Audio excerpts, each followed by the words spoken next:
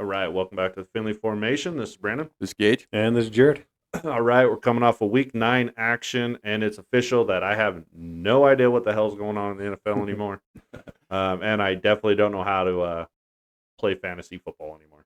I'm down 5 straight weeks with losses now. Yep. I only lost by 1 this week. I got my butt whooped. So did I. Wasn't good.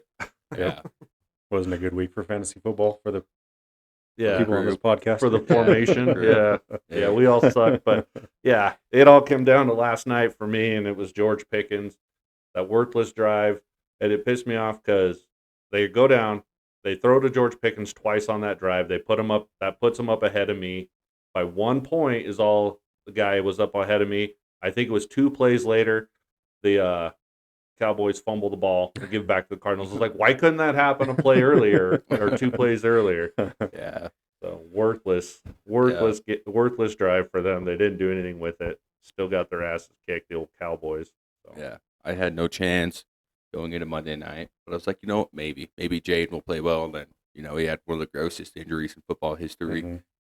And then, going into Sunday. Yeah, and then CD going into and then I had CD in the next game, and that didn't, but he wasn't scoring 50. That was the issue. No. And then Sam Darnold, who Araya had, decided he was going to go out, and at one point was 16 for 16 with a perfect QBR. It's like, what the hell? Yeah. And Sam Darnold was a decent quarterback now, Right. but why only me when he's in fantasy, man? I think that's the fun thing and not so fun thing about fantasy football. It gets you like engaged in teams that you usually wouldn't like watch. Mm-hmm. Like normally I wouldn't watch a Cardinals versus Dallas Cowboys Monday night football game. Yeah. But like if you got fantasy football players invested on that team, it's kind of like, oh sweet. Then most of the time it ends up being pissed off anyway because something goes wrong. Yeah. And then you're mad because you either watched the game or you lost in fantasy football. Right. Yeah. Because normally I would probably still watch it, but I'm not invested. Right. I'm just like, cool. Yeah. Football's on. But yeah. Now you're mad at George Pickens. Yeah. Now screw that guy. Yeah. Stupid George Pickens. All right. So we are, we've been in trade season for the last week. That's what we call it, trade season. It's crazy. We've got till, I think right now, as we're recording this, there's 1 hour left till the trade deadline. And we've already seen quite a few just today. Let alone over the last week or so. So I think one of the biggest ones we've been talking about is the Colts getting Sauce Gardner. Mhm. So, and what did you say that was 2 first rounds? Yeah, there's a 2026 first rounder, so this draft coming up, and then 27 first rounder, and then A.D. Mitchell as well. So the receiver for the Colts is now going to the Jets in exchange for Sauce Gardner. So they gave up 2 first round picks and a receiver Mm-hmm. to go to the Colts the Colts did for Right. Sauce Gardner from the Pickups, Jets. I think it was a good trade. I think it's excessive, but I think that they're going all in. I don't blame them. They just lost their second game. Almost fought their way back into getting that one. So I don't hate the trade. Mhm. They gave up quite a bit, but Sauce Gardner's pretty damn good though. Yeah, I don't know if they gave up. I don't think they gave up too much. You don't need wide receivers when you got Jonathan Taylor, so that's basically giving up a 2037 with a Yeah. wide receiver on that team. So I don't think he's seen the field all that much since he decided to drop the ball before the goal line anyway.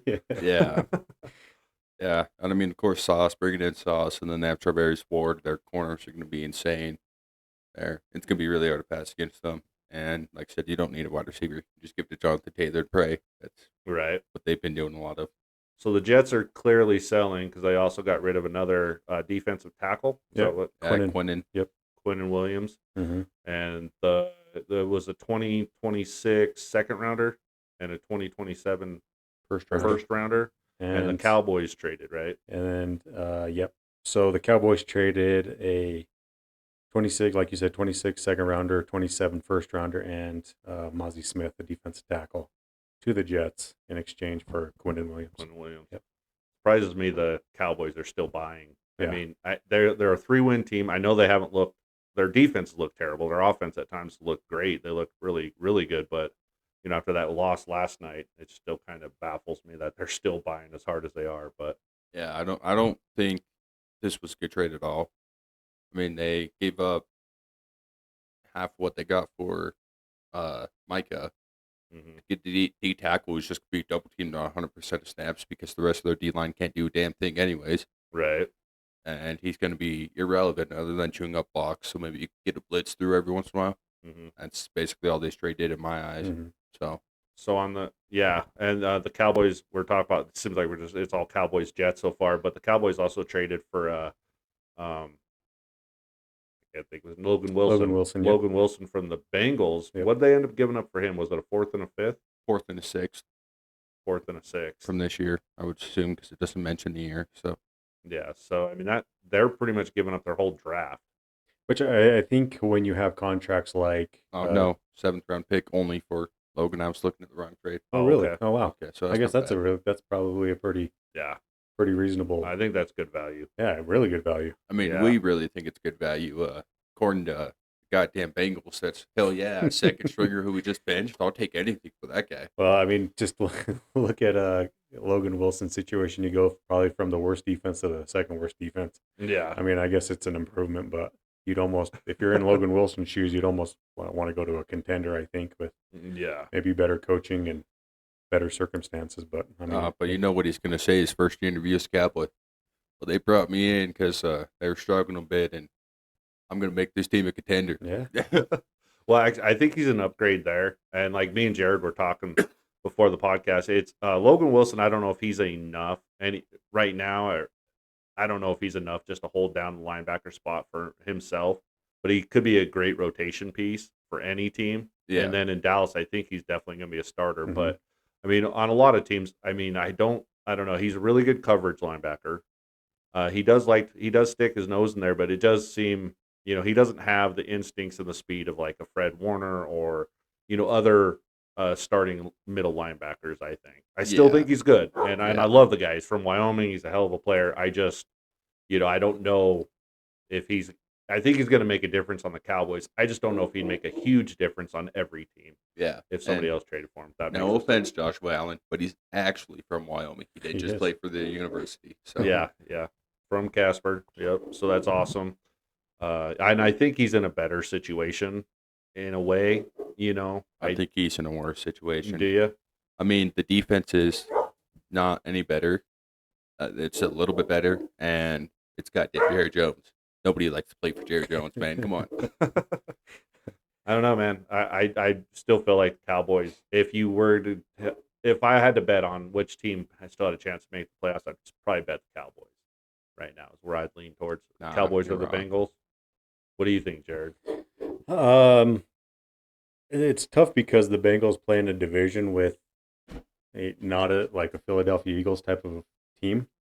And so who's leading that division now? You got your Pittsburgh Steelers who are 5-3, I believe. So the Bengals' path seems like it's going to be a little bit easier, but I don't think it is just because they have to now go through Pittsburgh, who's got a winning record, and now we think Baltimore has probably turned the corner, I think, in the right direction. They just got themselves in a big hole. The Cowboys, really the only contender, I think, in that division right now is probably Philadelphia.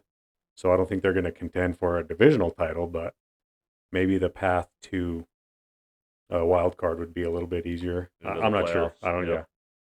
I just think both defenses are bad. Yeah. I think neither of them will probably make the playoffs. I was just saying if I had to, I'd probably pick the Cowboys. You pick the Bengals, that's fine. Yeah, they have Joseph Flacco. I'm signing with Joseph any day of the year. Whoever that Dak guy is, he ain't Joe Flacco. So I think we'll just go through a couple more trades real quick. I think we had Jacoby Myers went to the Jaguars. Yep. That was the 4th and 6th that I was reading 4th and 6th. Yeah. I think that's a little price that I don't know if Jacoby just hasn't done anything all year because the Raiders haven't done anything all year on offense, or maybe if he's just not a good receiver, but 2 picks for him seems a little high. We've seen him play like he has that, he can be a starting receiver. He's played at that level before. I think he is just in a not so great offense with an offensive line who can't block for shit. Mm-hmm. So I think we'll see him play a lot better in Jacksonville. And plus, I mean, they needed somebody because they're a big playmaker and Travis Hunter's on IR. So fair enough. They need to bring in somebody. Yeah, I definitely see them going after somebody. I just thought it might be a little high, but yeah, I liked it. I mean, after I think it was Devontae got traded last year to the Jets and left the Raiders. I think Jacoby kind of took off a little bit. Kind of seemed like anyway. And I'm along the lines with you guys. Like, we really haven't heard much from him this year. So I almost kind of forgot he was kind of on the Raiders. Right. But I, like Gage said, I like this trade just because they are down Travis Hunter. It kind of seemed like they were kind of getting him more involved in that offense before he got hurt. The last thing I heard was they were waiting for an MRI sometime this week on Travis Hunter's knee to try to confirm, extent of his damage. I don't know how long he was going to be out for, but I like it, just bringing more weapons. Obviously, the Jaguars are, right in there in the playoff contention, fringe wild card right now. So it makes sense for them to try to bring Yeah. more weapons in. And the way their defense, for the most part, their defense has been playing well. I think Gino and Brock Bowers kind of shredded them this last Yeah. week, but Yeah, made them look bad. for the most part, the Jaguars' defense is pretty opportunistic with turnovers and how well they play. Yeah, for sure. So just the stats for Jacoby Myers. He was a 1,000-yard receiver last year. He had Okay. 1,027, and then he has 33 catches for 352 this year, but 0 touchdowns. So it's not completely silent. He's not Yeah. having an amazing year. Yeah, But that's actually better than what I thought. But Mhm. yeah. okay. Any other trades? Go over real quick. The one we were talking about before we got online or got on air was the one we didn't like was Rashid Shaheed going to the Seattle Seahawks. Yeah. Because I think we're all kind of, at least Gage and I are kind of high on Shaheed, and Yeah, he's a good player. just gives them another weapon. It was pretty evident watching them on Sunday Night Football. It was just like Gage mentioned. Sam Darnold was 16 for 16 at one point, I think, in the first half, and probably 12 of those passes went to JSN. Yeah. So Yeah. bringing another weapon in there that will kind of take the pressure off him, or even open up JSN a little bit more, is kind of scary. Right. Pretty scary thought, but Right. good on them. I think that's a pretty good trade on Good there for them. Yeah. I don't like it. I agree 100% with you guys. like Jared said, since we're high on him, I think they got him for a good price too, with a 4th and 5th round pick. Mhm. Yeah. So I think they got a good price on him Mhm. too. And it's teams that clearly should be selling. I think the only one that I already mentioned was the Cowboys buying was kind of weird. But I think the teams that should be selling are selling. I think after that loss, the Raiders were like, the loss, what was that, Sunday night or whatever, against Jaguars. I think it was just Sunday. But yeah, Yeah. after that loss, I think they were just like, all right, let's just get rid. I wouldn't be surprised to see some more guys go from there before over the next hour, probably a lineman or two, or Max Crosby or something like that. Yeah. So Yeah, I think the one I don't like, the team who traded somebody that I don't like, is the Titans traded Jermont Jones, which is like, even if you don't like Mhm. this season and how it's going, their core is young. You have a young quarterback you should be trying to build right now. There's no reason you should be getting rid of anybody. yeah. And who was that? Jermont Jones, Oh, and they traded him for a conditional 5th round that could become a 4th round. and who'd they trade him to? Was that the The one Ravens. To, Ravens, yeah. Okay. Okay, yeah, no. Yeah, we'll keep an eye on that. Maybe we'll do a little episode sometime this week. Just bring out all the trades and stuff. See how we feel about it. This last week was pretty crazy. I think the craziest game that I had seen all weekend was the Bears Bengals. I mean, it was crazy that the ending was wild, and the fact that the Bengals were able to come back and get ahead the way they did, and we all thought that was done. Mhm. And I was loving it. I have T. Higgins on my fantasy. He was went out on that last drive, caught a couple passes, like, heck yeah, put me up. Bengals score. I'm like, yes, all right, Bengals are going to Mhm. win. It's done. And no, I think Caleb Williams hit Colston Loveland. Yep. And what was that, 58 yards? I think you said 58. Mhm. Jesus. For the touchdown at the end, that was pretty wild. It was one of the wildest finishes that I've seen. Well, there's like a lot of crazy things that happened in that fourth quarter. It was like the Bengals were driving, about ready to score, and then they throw an interception. You think it's a pick six for Edmonds for the Bears because he takes all the way. It doesn't look like anybody touched him. Then they review it, say he got touched. So you're just like, well, it's Bears have the ball with like 2 minutes left or something like that. So I was like, well, it's over. Then they go 3-and-out punt, and then that's when the Bengals go all the way down and score. And then I think they get an onside kick, which hardly Yep. ever happens. It's like, holy Right. cow. Then they go down and score again. It's just like, whew. It was just back and forth. Like, a lot of things had to go. It almost reminded me of the Cardinals Titans game where a lot of things had to go wrong for the Cardinals in, Right. in the second half. But I mean, it's fun. I don't know. The Bengals defense is just so bad. It's kind of, I don't know, disappointing to watch. Yeah. But those types of games, I kind of like watching those games rather than like a Panthers Packers 16-13 game, to be Yeah. honest with you. Yeah, sometimes. I thought it was funny. I was watching that game and that announcer, I can't remember which one it was, but he was like, "Oh man, this has got to be one of the biggest, or this Bears defense has got to be one of the biggest uh, letdowns I've seen in the last 4 minutes of a game." And the Bengals were like, "Hold my beer," you know. They're like, "Yeah, we can outdo them. We Yep. can Yeah, give them you put haven't seen 25 nothing seconds yet. on the Yep. clock, and yeah, we can screw that up." Yep. The one takeaway I have from that game is Joe Flacco's really that guy. Joe Flacco. Joe Flacco's Yep. He really was that guy. slinging it, man. I Yep. agree. And Yeah. I should have started him because he put up 33 points in fantasy too. So Yeah, he was doing good, and I mean, they actually got even they weren't running the ball well either, but they got Chase Brown involved on the ground or by throwing it to him. You know Yeah. what I mean? Mhm. I think he ended up doing all right running at the end, but it seemed like the only thing they could do was just pass, and Flacco did. So Yep. I mean, that's normal for the Bengals. Not being able to run is a common theme for them. So, mhm. in order to play quarterback there, you have to be able to get the ball off within 3 seconds. So, Yeah, hell of a game. cool. I think one game I wanted to talk about a little bit was the Vikings. They've looked terrible with Carson Wentz in. Now I've heard a lot more hype than I probably should have on JJ McCarthy because we have a Vikings fan in the family. He didn't Yeah. have a super amazing game, but he did enough and he led the team well enough to get the win over the Lions. Mhm. So that's a big deal. But he did only he went 14 for 25 for 143, 2 touchdowns, 1 interception. It's like, it's not a good game. But, I mean, if they went in with Carson Wentz, they probably would have thrown 4 picks. So, and he did enough to get the win. So, Yeah, they were able to pull it out. I was really shocked by that one. Even when even when it kind of come down to like the fourth quarter and everything, I guess I was still thinking the Lions were going to be able to pull that one out, Mhm. and Yeah. and figure it out and get a win. But yeah, the Vikings just kind of held on and just kind of drug them down in the mud, like we've talked about. mhm. Made the Lions play kind of a dirty game, and it just they weren't able to do anything with that Mhm. and break out. And they made it close at the end, but I think that was the last like touchdown where it didn't, it made the score look better type of thing. Well, they had a chance still, but that's the one guy I want to talk about too is Jalen Naylor, however you say it. They needed a first down to seal the game, and Jalen Naylor had no touches the whole game, and then JJ McCarthy trusted him 1-on-1, and he made an amazing play. It was, yeah. Hell of a catch to seal the deal. So Was that to get that last first down? Mhm. Yeah. Yeah, nailed it out.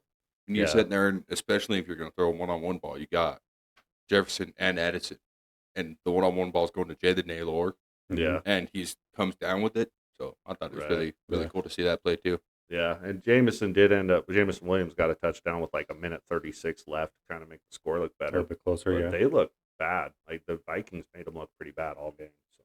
Well, it kind of like when you said they kind of drug them down into the mud. It reminded me of just going back and looking at the stats of the first game of the year when they played the Packers, where they just could not move the ball. And looking at it, they only had 305 yards of offense, but 65 were rushing yards on 20 attempts, so they only had 3.3. But you're used to watching Montgomery and Gibbs kind of just take over games.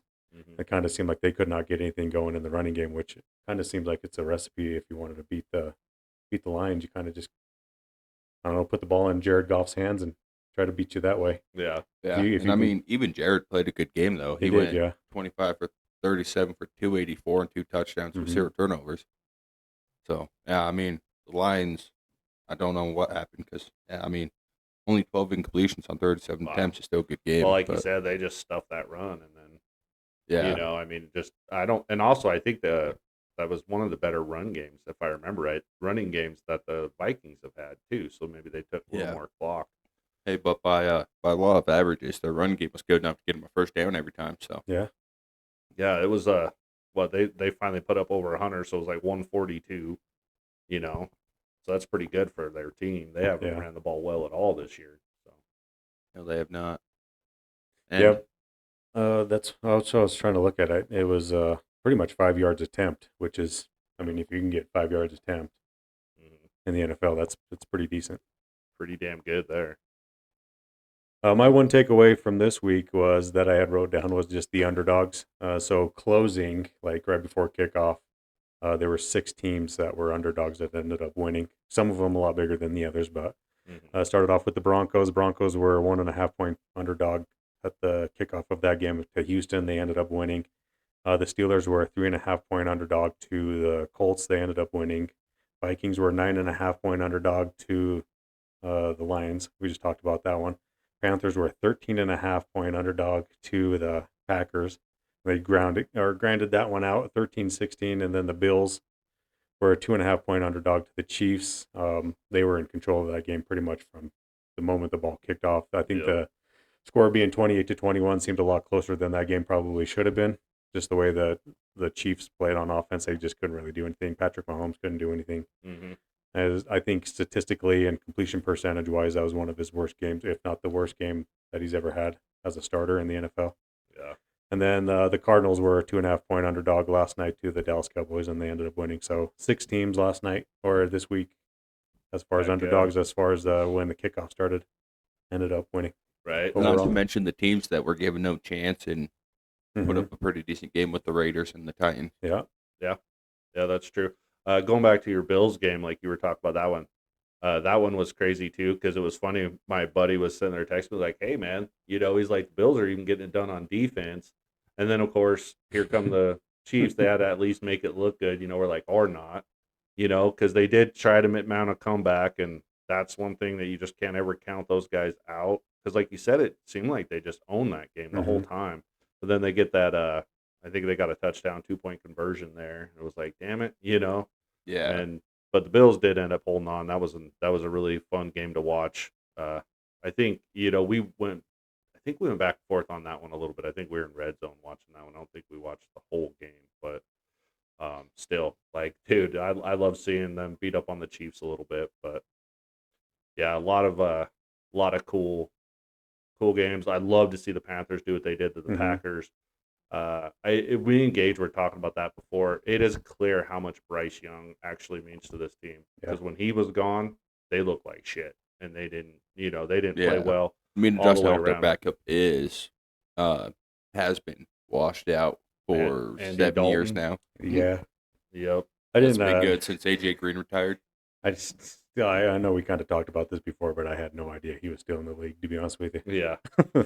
Yeah. I know he played a little bit last year, didn't he? Before he got in that car accident or something. But even when he got was it last week that he got to start? Because Bryce Young was hurt. It was just like, oh my God, I did not know he was still in the league. Yeah. Dude, that guy needs to retire because I remember watching him with AJ Green and I liked him, but every year he's one of those guys like Eli. They just push their career out too goddamn long. Yep, and that's what you remember. Yep. Like they were good quarterbacks. I mean, Eli, of course, was a whole different level than Andy Dalton, but Andy Dalton was a solid quarterback when he was throwing the ball to AJ Green, and then they were. It seemed like for about 4 or 5 years there, it seemed like they were kind of a mainstay in the playoffs. I mean, they didn't do anything there, but they were winning. Yeah, they were a good team. Grew up with the Bengals being a solid team, and then AJ Green retired, and he did it, and ever since then, it's just been terrible. Yeah, he reminds me of the Blue Mountain State's backup position now. Yeah, he's just there to party, and once he gets going, he's like, "Oh shit!" and then has to go lay an egg, and then but he's just hanging around doing the backup quarterback thing. Yep. So yeah, I mean, I don't know, man. A great weekend of football. Like I love the upsets, like you brought out. So yeah, I think we'll go on to our offense. My offensive player of the game, because this is like I said, we're doing a new segment. My offensive player of the game this week. We've talked about him, huh? Offensive player of the week. Did I say that? You said game. Game of the week. Sorry, offensive player of the week is we talked about him already. Is Sam Darnold. He went like we mentioned, 16 for 16 and like 284 in the first half, and then he ended up going 21 for 24. 330, 4 touchdowns. He did throw a pick, but he was at 87% completion percentage. And yeah, I mean that's a hell of a game. And I don't care who you're playing. If you can put up that stat line, you're probably going to win. Yeah. And yeah, it was the dude's doing a hell of a lot better than what I thought he would. I was not sold on Sam Darnold when he left the Vikings, and I was way more sold on Geno Smith. But now I'm starting to come around to Sam Darnold might just have rehabilitated his career, and You know, he Yeah. might just be that guy. I mean, I've been hating on Sam, but I did tell you Gino was a fluke. So I was halfway wrong about that, but I knew Gino was a fluke and wasn't going to go do shit for the Yep. Raiders. But Well, beginning of the season, I totally thought differently. I thought Gino was going to a better situation. I thought O lines were probably about the same, but Mhm. Gino had a better, almost everything, and now it's just flipped on its head. And I think, Right. Sam Darnold, I'll say I was wrong. I think that dude is just good enough. I think he, obviously he kind of choked last year with the Vikings at the end. Playoffs, and then right before they went into the playoffs, I think against the Lions when the Mhm. Lions got the number one overall seed. But I think that the dude is still a good quarterback. I mean, we'll Yeah. see come playoff time. There's a lot of quarterbacks who play really good during the season but can't do it in crunch time. But Dak Prescott. But he's my offensive player of the week. cool. My offensive player of the week had 0 touchdowns, but he averaged 6.7 a carry, and Kyle Manon guy, he had 26 attempts for 176 yards. Oh damn, nice. So, And yeah, I what, mean, what was he? Is he a 5th round, 7th round? What? something like that. 'Cause I he's a know rookie, he's day right? 3. Yeah, he's a Yeah. day Yeah, 3 which draft is pick. crazy. Now he's coming in and he's Well, making himself Mhm. known. out of all the stuff we did for that draft this year, I came in the most prepared. I didn't know Mhm. anything about him. I Mhm. didn't either. Then he I just hadn't started even getting heard his reps, name. and now he's the feature back because of an injury, I believe. And Yeah, DeAndre didn't play. he's making him known, and who knows, maybe it's time for DeAndre to Yeah. move on because Yep. Well, Kyle's got to be the guy there now. Well, if you can run against that really heavy Bengals defense, then you can do it against anybody. All right. No, it's still impressive. It's Yeah, still it awesome. is. Not going to take away from it. My offensive player of the week, I really wanted to go with somebody that was on a team that won, but he kind of made it hard. He came back from injury. He hasn't played since week 4, and mine was just Brock Bowers. He came in. He had 12 receptions, 127 yards, and 3 touchdowns. Obviously, he's kind of like the missing piece to that offense for the Raiders. We've kind of seen it the past 5 weeks that he hasn't played, how inept that offense is. Shoot, they had 95 yards against the Kansas City Chiefs a couple weeks ago. Yeah. So you can again tell he's the focal point of that offense, even now that they traded Jacoby Myers. He's always going to be the number one target. I think this will translate maybe to a little bit more being them competitive down the road, I think. But like I said, I wanted to go with somebody on a winning team, but he kind of made it a little bit hard. No, that's a good one. pick somebody. I didn't even look that way a little bit, but I watched that game, and yeah, no, that's a hell of a one because he played Mhm. really well. I like it. All right, so my defensive player of the week, I wanted to just choose a whole team, which was the Panthers, and what they did against the Packers, but I ended up just choosing their leading tackler for that game. I never even heard of this guy before, Christian Roseboom. 15 tackles and 1 tackle for loss, and it was just impressive. I feel like that they held the Packers to 13 points, and then to get 15 tackles, 1 tackle for loss. That's an impressive Mhm. game. I went their leading tackler. They did end up getting a pick. I kind of almost went with that guy, but 15 tackles is still pretty good. Yep. So I'm going Christian Roseboom and what they did against that Packers offense. So Yeah. Okay. That's a good one. Now, like Jared said, it's definitely easier and more often you're going to go for a team that won. But I mean, I had to go with Titans Cody Barton because I mean I picked the Titans to win this week and they almost got it done in huge part to his pick 6. So okay. I like that. I think guess he's closed a tackles Utah too. boy too. I think he played at University of Utah. Oh, Barton did. Pretty sure, yeah. Oh, Yeah, I think so. I went down the same road that you were going to go around. I picked a team. I went with the Steelers defense. So the previous 2 games before this Indianapolis Colts game, 2 games before they gave up 33 points to the Bengals and 470 yards, no turnovers. And then last week, 35 points to the Packers and 454 yards and no turnovers to the Packers. And then this game, they got 6 turnovers. It was just the way that we've talked about the Steelers defense being Jekyll and Hyde all Yeah. season. So this was like the perfect example. Like the last 2 weeks, probably one of the worst defenses in the league, and then all of a sudden you're going up against the Indianapolis Colts. The number 1 seed, the number 1 offense in the league, and then you do this against them, where you're holding them. They ended up scoring 20 points, but most importantly, what they did to Jonathan Taylor, holding them to I think 45 yards rushing. To me, if you would have asked me last week if I would have been able to make the show, Jonathan Taylor was on an MVP pace. It was clear to me that he was gonna, if he could have kept that same trajectory, but he ran into the almighty Steelers defense. So I had to give it to them. Big upset in my eyes. Like I said, and then creating 6 turnovers, 4 fumbles or 3 fumbles and 3 interceptions, I believe. So Yeah. kudos to them. Hell yeah.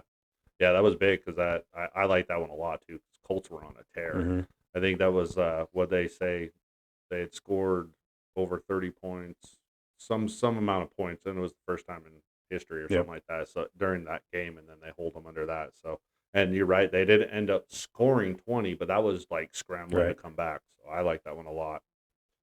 All right, so we'll go on to underreaction. All right, my underreaction is to the Ravens defense. I haven't heard people talking about them at all, even though they played really well.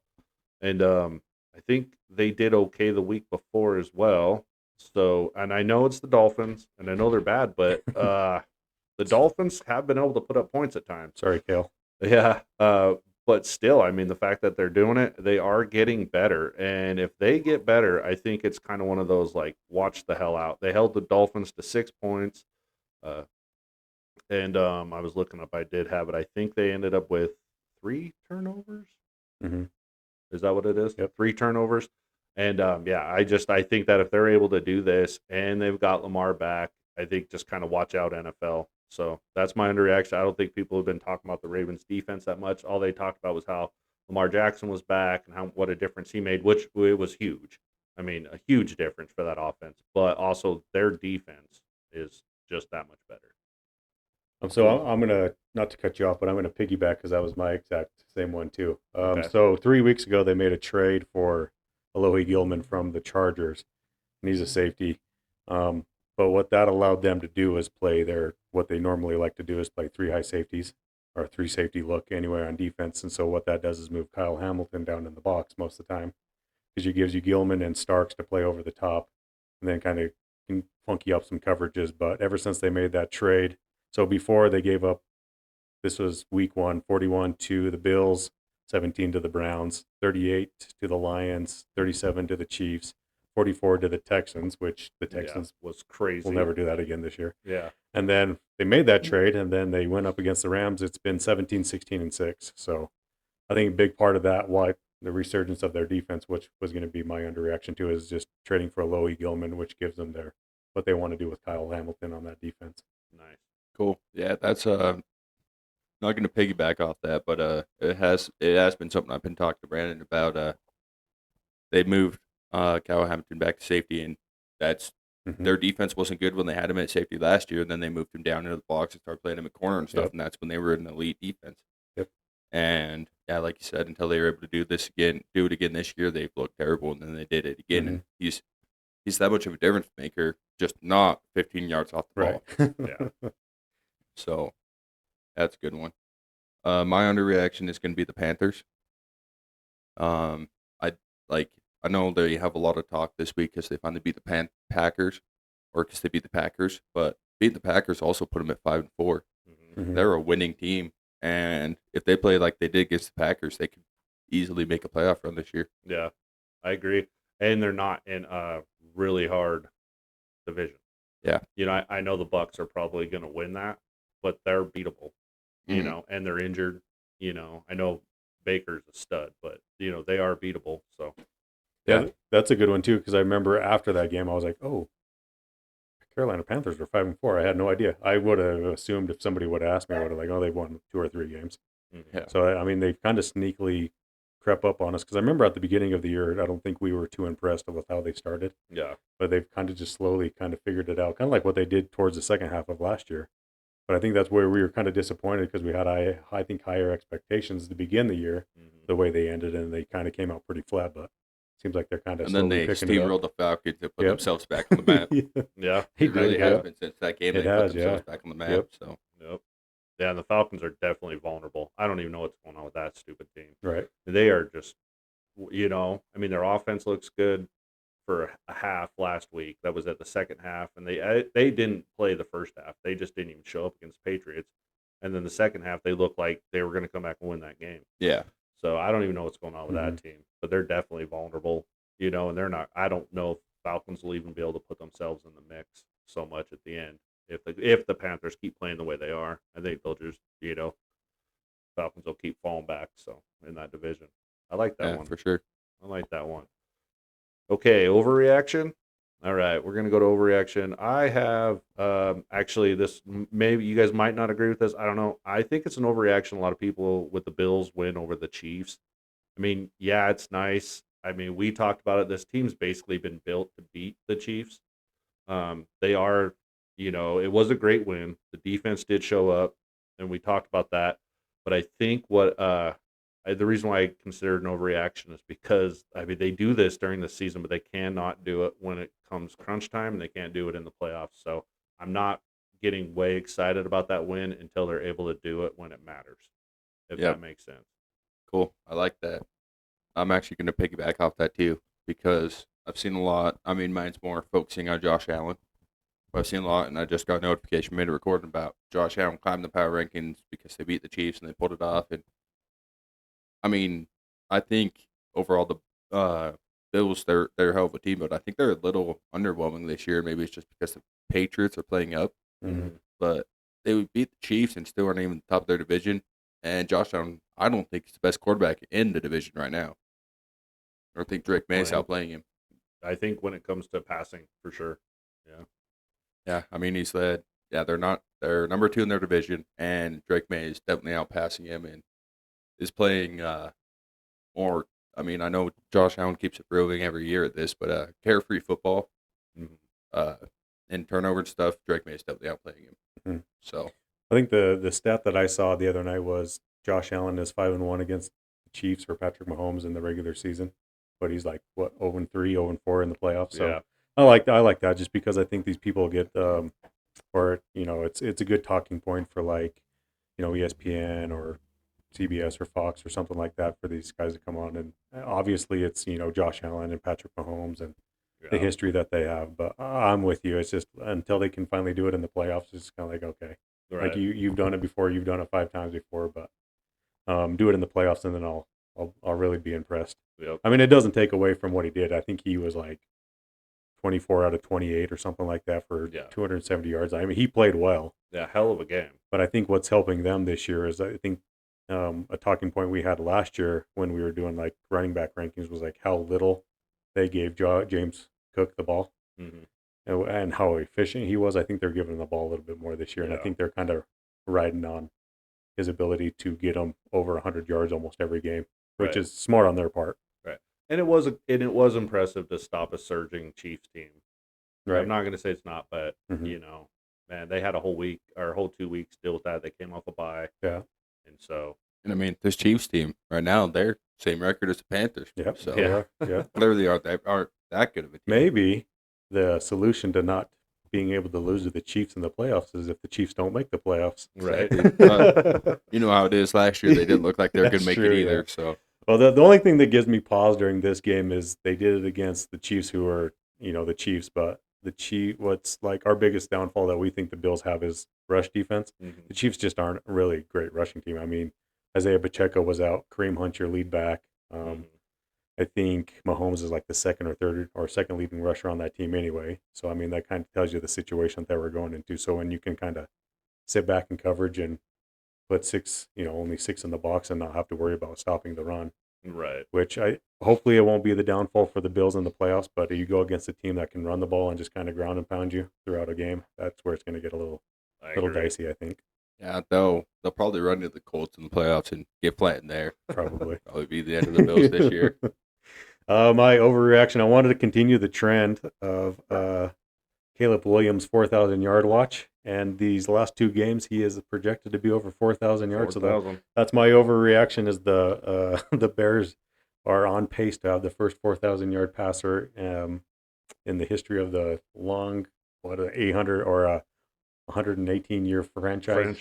Something like that. So right now he's projected to have 4,072 yards. So he can't have a bad game from here on out. Because we're officially halfway through the season. I know that's one of the fun things we like to keep an eye on. Heck yeah. So I figured I'd bring that. And that was my prediction. If you guys didn't hit that, I said this would be the first year when we talked about the Bears. We did their team breakdown. I said that this would be the season. and he's been toying with it. He goes up, Yeah, down, up, down. he So does. right now he's on pace. I did see that. That's awesome. Just want to say though, he had this game to put him on pace, and still threw under 60%. He did. Yep. Yeah. So even if he gets the yards, he's Well, at this point he's getting Jameis Winston yards. yeah, so. and he's not going to play the Bengals every week. No. So Yeah. so it'll be close. It'll be real It will. close. All right, so we're going to go on to our picks, and we're going to talk about the listener picks here. We got Aaron Galinas won our listener picks again. Good job, Aaron. You only had 3 losses, which beat everybody, not even a tie. So I think we had a couple ties with 4. Jared, I think there was a couple guys on there that were tied at 4 as well. So I was having to do the point breakdown until I got down to Aaron's, and it was okay. He only had 3 losses. So good job, Aaron. Just get with us. Give us a message on Podbean or on Facebook, and let us know you heard your name called, and then we'll get you your money. And then us, I guess I can go into ours. Gage is looking at me expectingly. He's like, "What are you gonna do, man?" All right. So bringing up the rear this week again is Gage. He's 8-6. He's not doing so well. He almost did though. We talked about that a little bit. Couple things could have went his way, but overall Gage is 78, 58, and 1. I was right in the middle. Seems like this is the way we've been doing this again. 9-5, 87, 49, and 1 overall. And then Jared, he led the week again, 10-4, and overall he's 92, 44, and 1. So he's got a 5-game lead over me, and he has got a 14-game lead over Gage. So yeah, Yeah. I think you got one hell of a hill to climb there. I don't blame you for now. Now you definitely got to start taking some of those out of the box ones if you want to catch up. And You know. it should have happened this week. I picked Should've. my out of box ones, and I should Yeah. have won 11 this week. But It was close. It was close. bullshit. All right, so let's go on to week 10. That's crazy to say, man. I was telling Melinda last night that I had in fantasy football that I'd won the first 4 weeks in a row. I was 4-0, and then I've lost 5 in a row. And she's like, "Holy cow, you guys! It's been that long." Yeah, it's crazy. I was like, "Yeah, it's already November, so we're already on week 10, and we're over the hill." Cool. Yep, we're getting there. Okay, and kick us off Thursday night football. Should be a hell of a game. I think it's gonna be a good one. I mean, it's the Raiders Broncos, so of course it's a hell of a rivalry. It's the only time my mom would ever cheer for the Broncos because she just hates the Raiders even more. So, yeah, I think it's gonna be a good one. I think the Broncos are gonna pull it off, but I think it's gonna be like a 30-28 game with probably 4 Brock Bowers cut touchdowns because he's the only one that can score on that damn team. Yeah. Yeah, I got the Broncos as well. I like how they're playing defense. I'm still not sold on how they're playing offense, especially what they did against the Texans, which after what they did against the Cowboys 2 weeks before, where they kind of thought we were figuring some things out on offense. And then, credit to the Texans defense. I think the Texans defense is just that good to kind of hold them down to that. But I was talking to my wife's a Broncos fan, but I was just like, man, you look at the Broncos and Texans where you got 2 of the top one of the probably defenses in the league playing an 18-17 game or 18-15 game. 15, yep. And then you got the Bears and Bengals game where it's 47-42 and they're playing in the same league, which is kind of crazy. But Yeah. I still like the Broncos defense. I think Brock Bowers brings an element to the Raiders offense where they can score a little bit more points, but still have the Broncos winning 24-17. Okay. Yeah, they have Denver as a 9.5-point favorite. I totally understand why the Broncos should be able to shut this Raiders offense down. But I did like what we seen out of the Raiders. They were actually able to get a few things going. And I think if they're able to do a little more, like you said, with Bowers and get that passing game going a little bit, that could open up Genty. I mean, I don't think it's going to be enough here against the Broncos, but I do think that they finally opened up a little bit. But I'm still going Broncos. I got 27-13, and that's more out of respect for the Broncos defense than how bad the Raiders have been playing, because they did look promising against a Jaguars defense that actually had played really well. So Cool. First Sunday game. This is 7:30 game, and might have to wake up early for this one because it's going to be a good one. I think it's the Falcons Colts, and of course it matters what Falcons you get. There's a Falcons you could get where they lose by 42 to this Colts team, and there's a Falcons team you could get where it's going to be a 29-28 type of finish, And I think that's along the lines I'm going to be in this game. I think we're going to see the good Falcons this time because if we don't, it's going to be a massacre. So I'm taking the Colts, but I'm taking them in like 32-28 win. I like it. Yeah, I got this one close as well. These international games are kind of tricky, especially about two teams that don't usually play overseas. It doesn't seem like it. I don't seem think you see the Colts or the Falcons play overseas too often. I mean, usually it's like the Jaguars and Yeah. somebody else. But I have this one close as well, but I have the Colts taking it 26-23. Yes, there's one thing I could have factored into. I have factored in which quarterbacks could get jumped before the game and robbed. Oh yeah, That could change everything too. over there in what is it, Hamburg, It's, Germany? Berlin. Is it Berlin. Berlin game? I'm not Somewhere in Germany. 100% sure. Yeah. Yeah, but I mean, if Daniel Jones goes out there and gets jumped, they probably lose. Yeah. If Michael Penix is the one to get Yeah. jumped, then they're gonna lose. This one is in Berlin. Hopefully they have security a little bit better than they did. What was that in Dublin? Mm-hmm. Yeah, I think it's when that dude got jumped. All right. They have Indy as a 6.5 point favorite. I understand why they did that, but I think all of us said it's going to be closer than that, and that Falcons are going to beat that spread.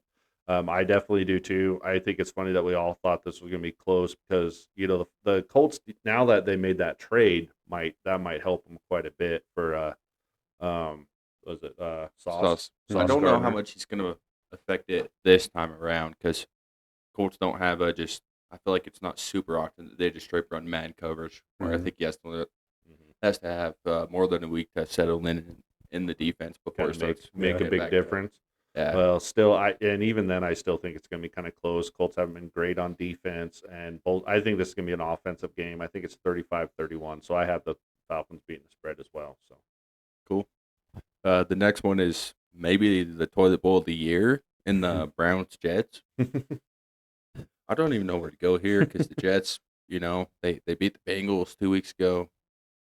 They just lost two really good players, but it's still the damn Browns. So yep. I mean, yeah, they just got rid of Sauce and Quinnen, and it's still a tough game because the Browns are the damn Browns. So, Right. but I think I have to take the Browns in this one, probably 13-0.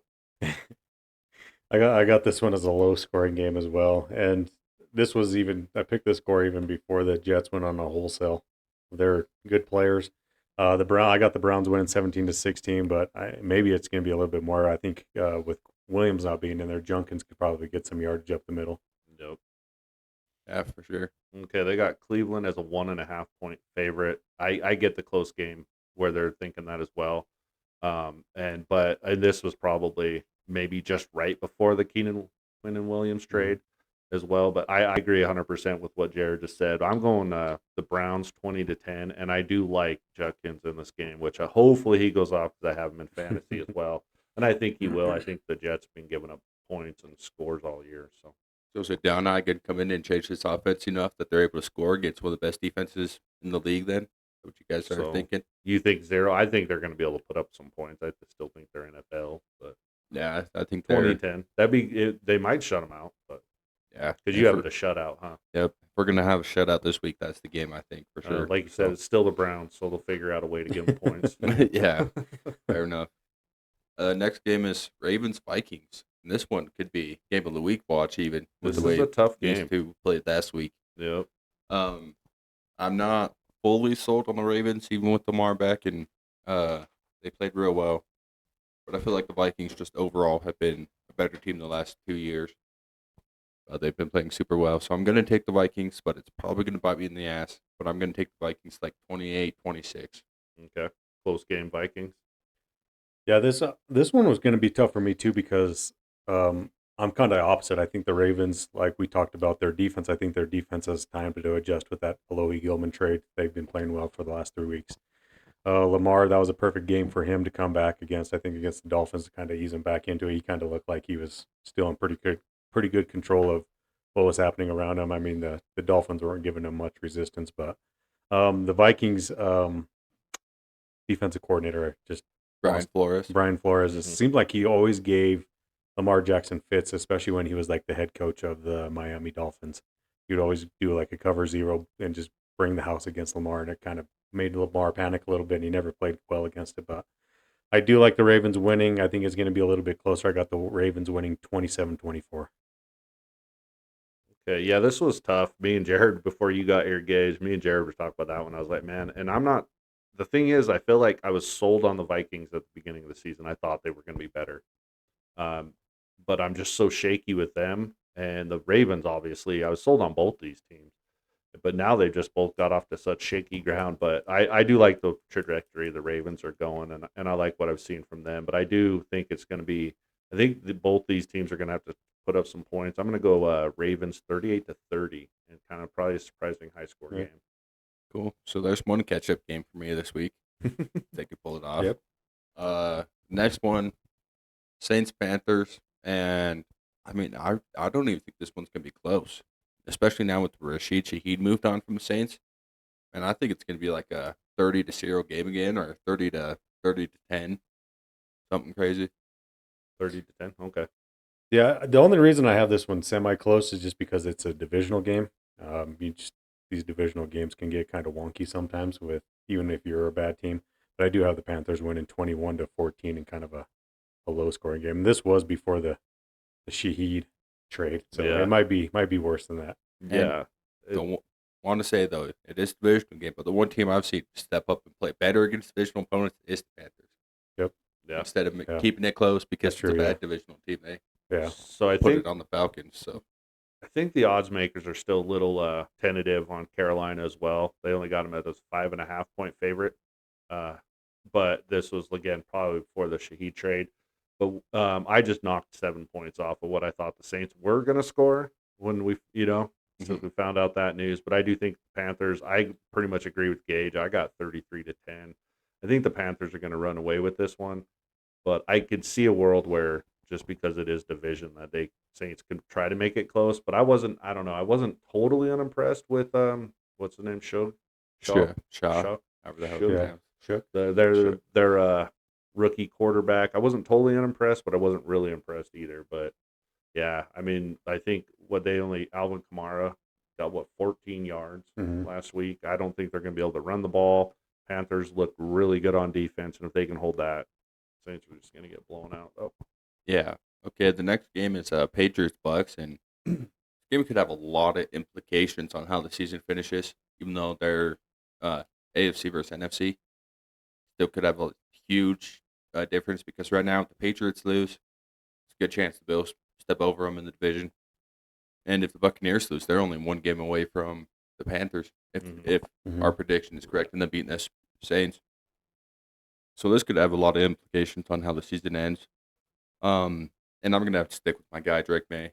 I'm taking the Patriots 31-28. okay. This one was kind of tough for me. I kind of packed this one into like a Buccaneers versus Seattle game. I think it's going to be kind of like I don't think it's going to be like fireworks like that kind of game is going to be, but I think it's going to be high scoring. I don't think the Buccaneers defense is going to kind of be able to hold up against the Patriots, but I do think the Buccaneers with that bye week kind of got a little bit healthy on offense where they got some of their weapons back.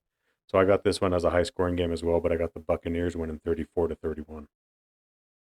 Okay. Yeah, I had a really hard time picking this one. They have Tampa Bay as a 2.5 point favorite, which I'm okay with. Like you said, Buccaneers are coming off a bye week, but I don't know. I mean, I'm right there with the score with you guys. This one was really tough. I could go either way, but I ended up going with the Pats as well. I'm going with kind of more. It feels like they've got a hot hand. They're just able to get things done right now, and they're figuring it out. So I'm gonna go with Pats, but I got it 31-30.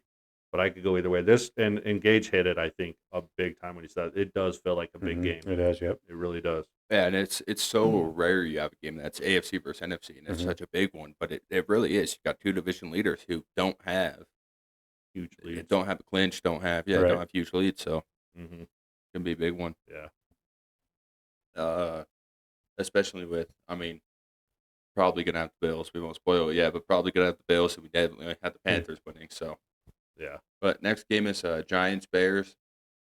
If the Giants still had Cameron, I would just say they're gonna blow them out because I really like what they look like with Scadaboo in there. But especially with the Manon guy, I mean, it would have been an awesome rookie running back matchup. But I do think the Bears are gonna pull it off, and I think they're gonna do probably 31-17. Okay. Bears 31-17. Yeah, I like the trajectory that the Bears offense is on. Their defense last week kind of gave me a little bit of pause, but I think when you're going against Flacco and Jason Higgins, I think they can do that against anybody. So like a little side note on Cincinnati, they've since week 6 they've scored the most points in the NFL at 131 points, and their record's 1-3. So I mean the Cincinnati Bengals can do that to a team. So I'm not holding that too far against the Bears, but I do like the Bears winning this one as well. I got them 27-20 against the Giants. Okay, they've got the Bears winning by 3.5. I actually thought that'd be a bit more. Maybe they're thinking the same thing, or maybe they're putting too much onto the how much points the Bengals were able to score on them. I actually thought it should be a bit more. Um, I like the Bears here too, and I pretty much got the same score you do, 30-20.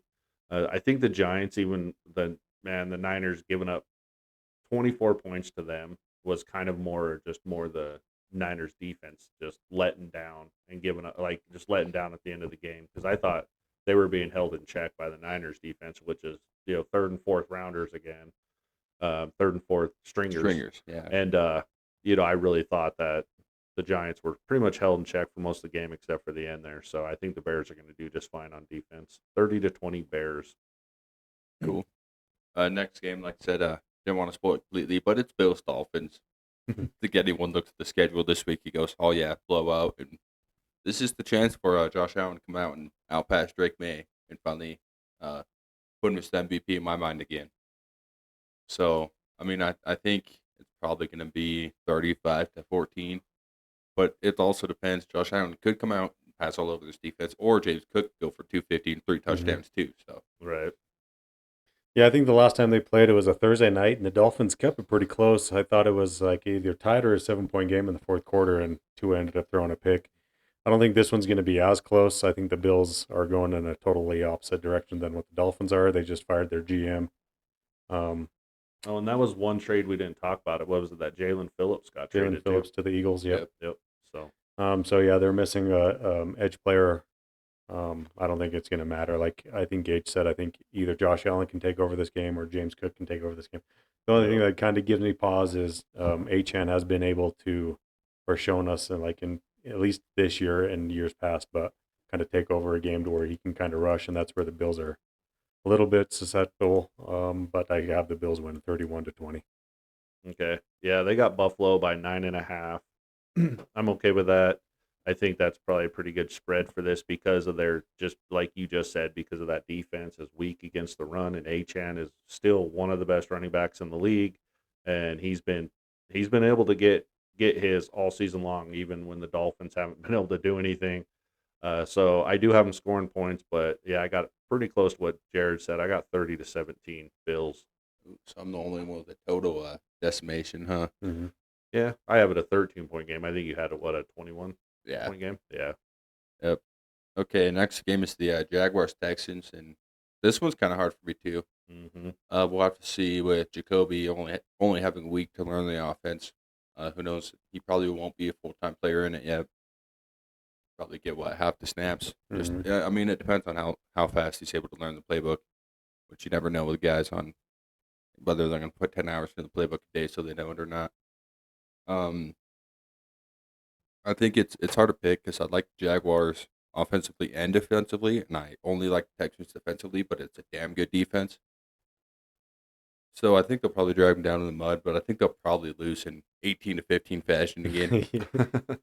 I have this one a little low scoring as well, because I think the Texans have only given up more than 20 points once this year. So you have to, have a special type of offense to, I think, score points against the Texans. But what kind of gave me pause on this game was I'm not sure about Stroud's status, because he went out in that game because of a head injury.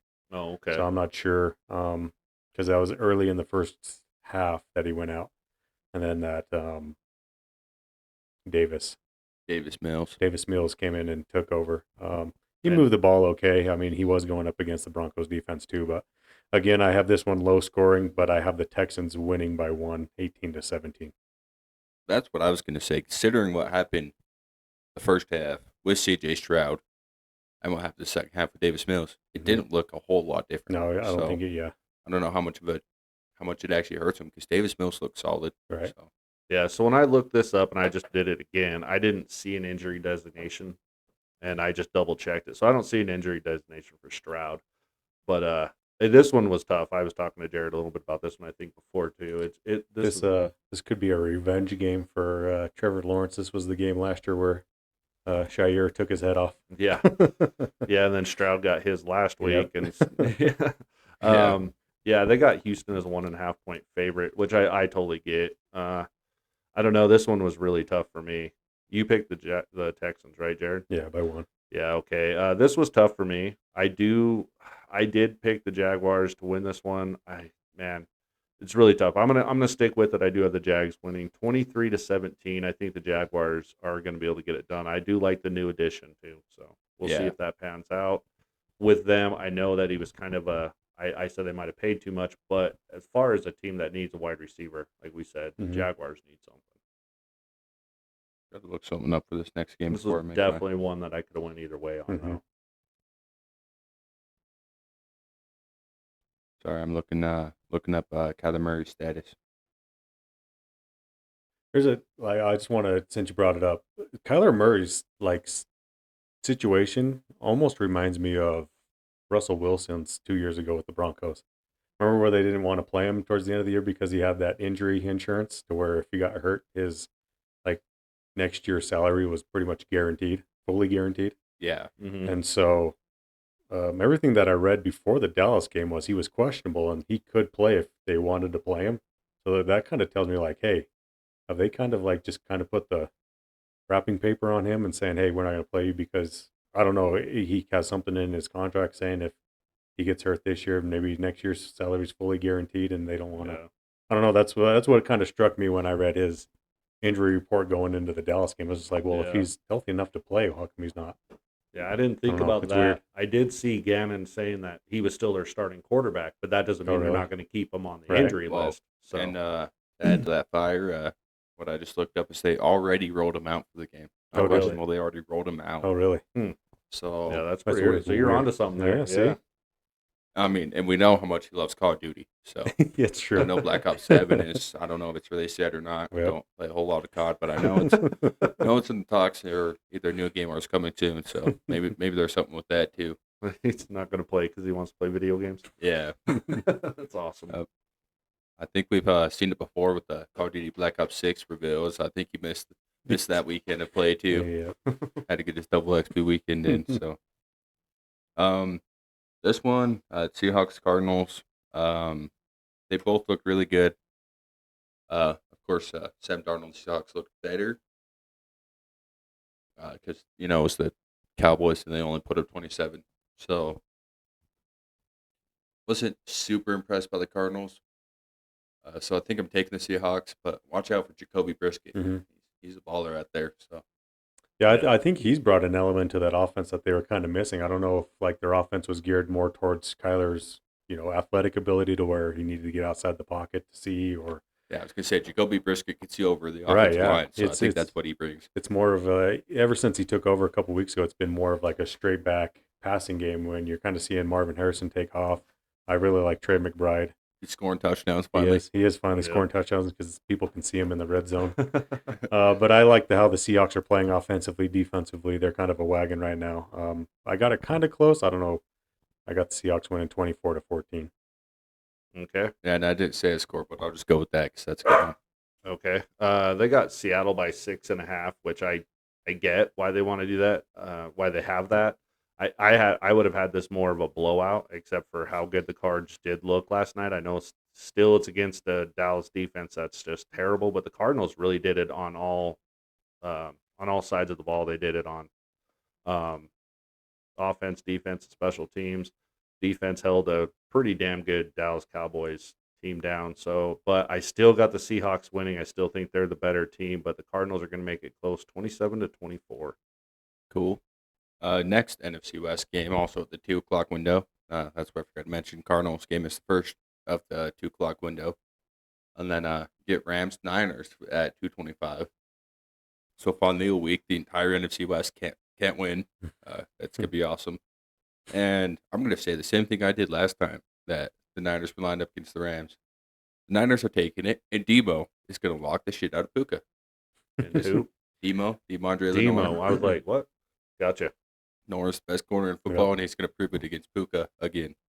I'm going to do the exact same thing because what I did last time, because when I did that, the 49ers ended up winning because I had the Rams winning. It's hard for me to pick the 49ers winning. They keep on winning somehow, and they keep on playing actually pretty well. Mhm. So it's hard for me to pick against them. But the way Matthew Stafford's playing, the way Devontae Adams is kind of playing right now, the way their offense is playing, the defense is playing, it's hard for me to pick against them. And I will eat this one like I did last time. So I got to stick with it because if I chose the Niners this time and they ended up losing, I'd be pissed. Right. So I got the Rams winning 27-23. Okay, close game. They got the Rams by only 3.5. I kind of figured this might be a little bit bigger coming into this game. A lot of people, a lot of doubters out there. I mean, the Niners are still getting it done somehow, some way. It's just Still like this. first in the West, man. Yeah, they got this magic. No, the Seahawks only have 2 losses, right? And the Rams only Are have they? 2 losses. Yeah, so no, They're not 3, for- Oh, actually. no, they're not. They could be 1 Okay. after this weekend, though. Yeah, Maybe. Yeah, No, I they guess, can't. I guess if the Seahawks lose to the Cardinals. Are the Niners only 3 losses? I thought they're 4 now.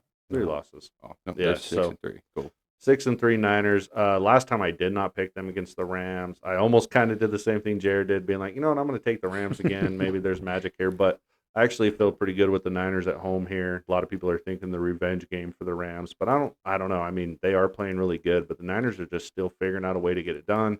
I'm going to home team this one a little bit. 24-21 Niners. All I right. don't think there's any home team into it at all. I think Malik Mustafa, Diamondor, Lenore, whatever you want to call him, and Upton Stout and Ronaldo Green, they're just going to go out. They're going to kick the shit out of this passing offense. So Yeah, they're going to have to get Stafford down, and they have not been able to do that, but I'm hoping they will this game. So, yeah. they're going to have to do it.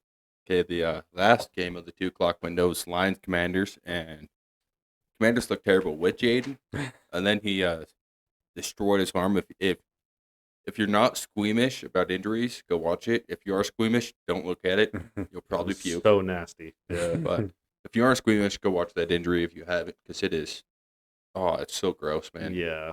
So Yeah, He's lucky- out for it's a kinda long I time. thought, like, when you watch it, you kind of wonder how it wasn't a compound Hmm. because that dislocation was nasty. yeah, he's probably out for a good bit because it was so gross. So, I mean, Commanders look bad with him, and even worse without him. And even though the Lions just lost, they lost to a good Vikings team, so they're probably going to come out and beat them. Like, we'll go 28-10. Yeah, I got the Lions in a kind of a big win. I'm not sure what the spread is. Brendan will tell us, but the only thing that kind of made me pause a little bit and think about this game a little bit is it's an outdoor game, and I don't think the Lions play outdoors very often, to be honest with you. But I don't think that's going to matter because Marcus Mariota is not it for the Commanders, and I don't know, Terry McLaurin's having, like, after he got paid this year, he's not wanting to play. So Yeah, that's what I was about to say. Who knows? Maybe Mariota will go back to throwing touchdowns to himself again. maybe, yep. But I got the Lions winning big, 33-20. Okay, they've got Detroit as an 8.5-point favorite. I thought that would be more. I thought with the injury, everything like that, I really thought this was going to be our double-digit one that we've seen. Mhm. Maybe they're a little tentative on the Lions after they got beat by the Vikings, but I think it's going to be a huge win. I like the Lions to be able to exploit this. This Commanders defense hasn't looked great all year. Their offense has been kind of all over the place, like you said, with Jaden in there or without him. I like the Lions. I think it's going to be 42-14, and I think whoever's going to be quarterback back there is going to be running because I think the Lions are going to get a lot of sacks and they're going to dominate. Cool. I like it. Next game is Steelers Chargers, and you ask if this was the Week 9 game, it would have been hard for me to choose. But the Chargers just about lost to the Titans, and the Steelers just beat the Colts. So you have one team almost lost to the worst team in the AFC, or one of the worst teams in the AFC, and one just beat the best team in the AFC. So I think it's pretty clear to take the Steelers here. Probably going to be mainly defense again. Probably going to be 27-20, 27-17, something like that. Yeah, I got this one close as well. I like the Chargers with Joe Alt as their left tackle. Joe Alt just had another high ankle sprain, so he's out. I didn't like how they were playing when he was out of the game or wasn't playing with his first high ankle sprain. I thought their offense just looked like they just couldn't really get anything going. They looked out of sync. The Steelers can have that type of defense, the Jekyll and Hyde defense, as I like to call them. I don't think this is going to be it because the Chargers really, I think they'll be able to get against that offensive line against the Chargers now with Joe Alt not being there. So I got the Steelers winning 23-21. Yeah, I definitely wouldn't start Kamani Vidal this week. Yeah. Yeah, and that's the other thing too is sometimes they smoke these guys, and then other times can't get nothing going. Yeah, but I'm not going to start Vidal. But they got the Chargers as a 3.5 point favorite. I think I'm pretty good with. I actually thought that'd be smaller, or even maybe a little bit in favor of the Steelers. But I have the Steelers beating that spread, but I still have them losing. I have the Chargers winning 24-21. I think that the Chargers this year have looked bad without their O-line. I totally agree with that. But they've also been able to, it seems like at times they've been able to get up for these big games too. And so He threw it to Cody Barton. You're taking them. taking Chargers He threw the ball to Cody 24-21. Barton. I could have seen Cody Barton making the play on that before I threw that ball. Cody Barton's like 6'5", 240 pounds or something like that, isn't he? He's Yeah. pretty big Yeah, guy. he's a big guy. If you don't see him coming down to cover the curl route you're throwing, come on, man. Okay, Monday night game. It's going to be a good one. We got Eagles-Packers. And like I said, I mean, my underreaction was the Panthers and how good they actually are this year. So I don't think the Packers losing to them was as big of a deal as people made it. So I think the Packers are still the Packers, and they're still going to play well. And I think I'm going to take them this one probably. We'll go 28-27 Packers. Okay.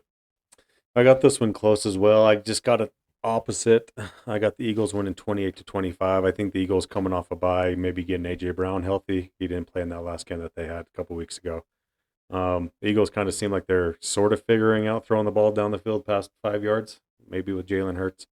I don't know if this is the game to do it against the Packers and Micah Parsons kind of coming down on you, but I do like the matchup with like Lane Johnson and that other tackle for the Eagles against Micah Parsons. Maybe they can kind of balance him out a little bit, but I do like the Eagles coming off a bye, going to the Packers, who are kind of reeling just a little bit.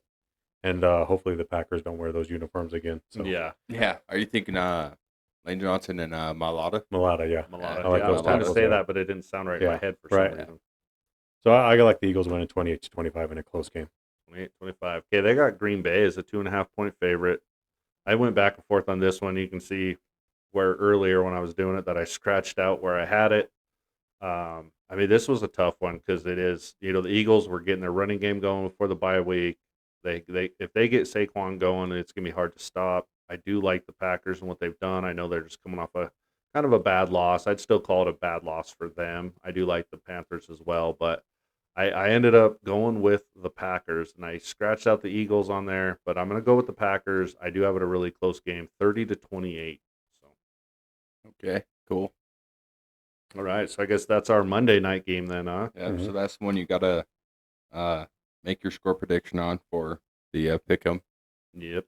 So, yeah, and as I said on Facebook, if you guys saw that out there, we've just been barely scraping by, I think, the last couple of weeks with just exactly like 10 listener picks. So we're just scraping by there. So make sure you guys get involved, get everybody else involved that you know. Go ahead and give us a share on Facebook to let everybody know that we're running that. And then, maybe share the podcast. I usually put it out and share it to Facebook. You guys can share that as well. Just get some people involved and get involved with this so we can get up to 15, 16, 20 listener picks, somewhere around there. I know we did 2 weeks in a row. We were like 15 or 16 or listener picks. Let's get it back up there, get more people involved. I think it's a lot funner when we get a little more people involved. So, and make sure to leave comments. We've gotten a lot of comments from Luke this year, so thank you.